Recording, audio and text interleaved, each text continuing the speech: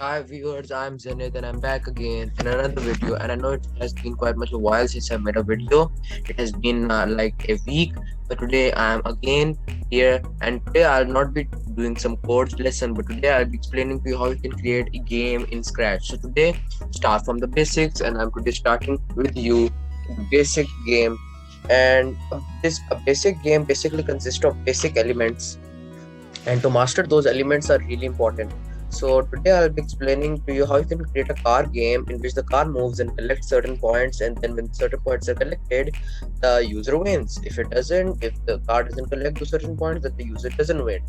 Now I'll start the programming. So without a further ado, let's get into the programming. So I'll be now for the whole time I'll not be speaking, but I'll not be speaking, but I'll be doing the project. And so once I finish making the project, once I finished making the project, I will go forward to explain to you each and every part of the project. So do not worry and stick around so that I can explain and so that you can also understand and make this game at home.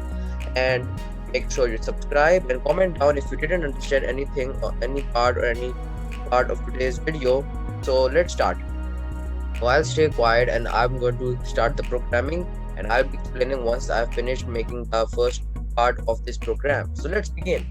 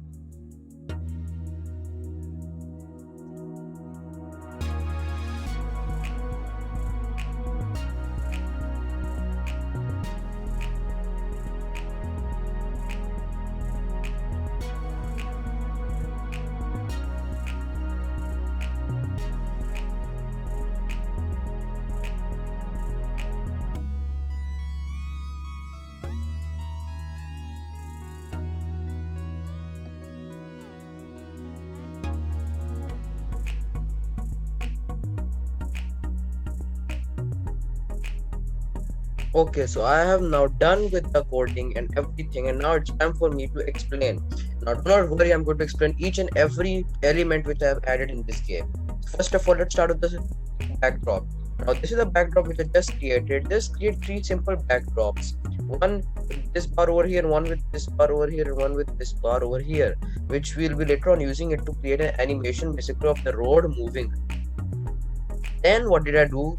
I create the motion effects or the user interface movements, that when the up arrow key is pressed, it will change the Y by 10. And if it's touching the gray color, this is the gray bars I said, the gray bars, then it will broadcast game over. And then the same will go with when down arrow press, change Y by -10. And if it is touching color gray, then it will broadcast game over. Basically, they do these effects, they do these movements. And the left arrow and the right arrow are just responsible for making the car move right or left. And then these both are when the flag click go to x minus 161 and y 31. Basically, these are the coordinates over here to make the car move over in the beginning. And when the game over, and then it will show when it will receive game over car, it will hide. And then I made this game over, which will only pop up, only and only pop up when this car hits these corner bars. Because in real life, if you see, if a car accidentally hits into these pathways, you can call them pathways in real life, or even in this game, the car crashes. So you want to also do the same thing. So when the flag is clicked, it set the ghost effect. The ghost effect, as I told you, it makes it disappear or appear. So set the ghost effect to 100 will make it disappear, and if you minus that effect, it will make it appear. And I made its ghost effect 100 to 100, and then I made it hide. And then I programmed that when it will receive the game over from this, when it will receive the game over, if it will be touching the gray cards, then it will show and it will broadcast game over car. What will the game over car do? It will make the car hide. It will not make the, because you cannot cancel the user effects. I'm not sure how you cancel the user effects, but you can make the car hide just to make the user think that the game is over, the car is now not there, I have lost it. And then it will repeat 10 times. Why? Just to change the ghost effect by -10 and to make it appear. How? I'm going to show you how it works. When I press on this, it makes it appear slightly, just to give it a short animation. Altogether, it works like this, like this, like this, up, down, and boom, game over. So yeah, basically I've not animated the road, but I will do that very soon. So I hope you enjoyed my today's video today. I know it was a short project part, but I'll be making another video and I'll be continuing this. So make sure you subscribe, comment, and yeah, press the notification so that you can get a notification of my next video. And stay tuned and stick around to my next video. And until next time, bye.